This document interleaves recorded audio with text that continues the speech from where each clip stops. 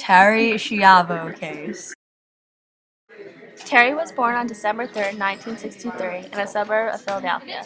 Terri's medical chart contained a note that she apparently has been trying to keep her weight down by converting to bulimia. In the early morning of February 25th, 1990, Terri Schiavo collapsed in the hallway of her Florida apartment. Firefighters and paramedics arriving in response to her husband's 911 call found her face down and unconscious. She was not breathing and had no pulse. They attempted to resuscitate her and she was transported to the Humana Northside Hospital. In 1992, Michael filed a malpractice suit against Terri's obstetrician on the basis that she failed to diagnose bulimia as the cause of her infertility. During the case, one of Terri's friends testified that she knew Schivo was bulimic. In November 1992, Michael won the case and was awarded $6.8 million by the jury, reduced to $2 million because Terri was partly at fault for her condition. On June 18, 1990, the court appointed Michael Schiavo as Terri Schiavo's legal guardian. This appointment was not disputed by her parents at the time. In May 1998, Michael Schiavo filed a petition to remove Terri Schiavo's feeding tube, which her parents opposed. Given the lack of a living will, a trial was put into play that included testimony from 18 witnesses regarding her medical condition and her end-of-life wishes. Michael Schiavo claimed that his wife would not want to be kept on a machine where her chance for recovery was minuscule.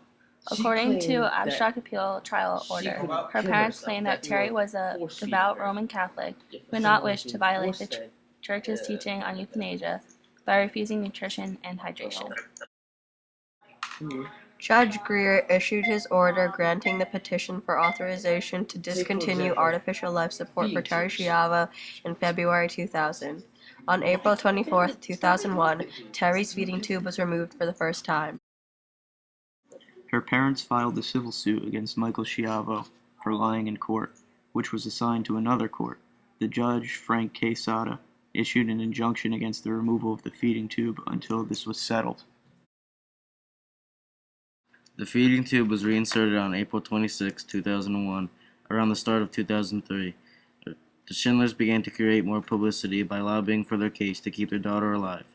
On September 17, 2003, Judge George Greer denied the petition and wrote that the petition is an attempt by Mr. and Mrs. Schindler to relitigate the entire case. Governor Bush immediately ordered the feeding tube reinserted. The Florida Supreme Court then overturned the law as unconstitutional. Terri Schiavo died at a Pinellas Park hospital on March 31, 2005. The autopsy occurred on April 1, 2005. It revealed extensive brain damage. The 7-year case generated a great deal of public attention and activism. There was extensive media coverage and both sides courted public opinion. In 2000, the Schindlers created the Terri Schindler-Schiavo Foundation to garner support. During the weeks when Schiavo's feeding tube was removed in 2005, activists kept up around-the-clock vigil outside her hospice. The protests were described as loud but non-violent.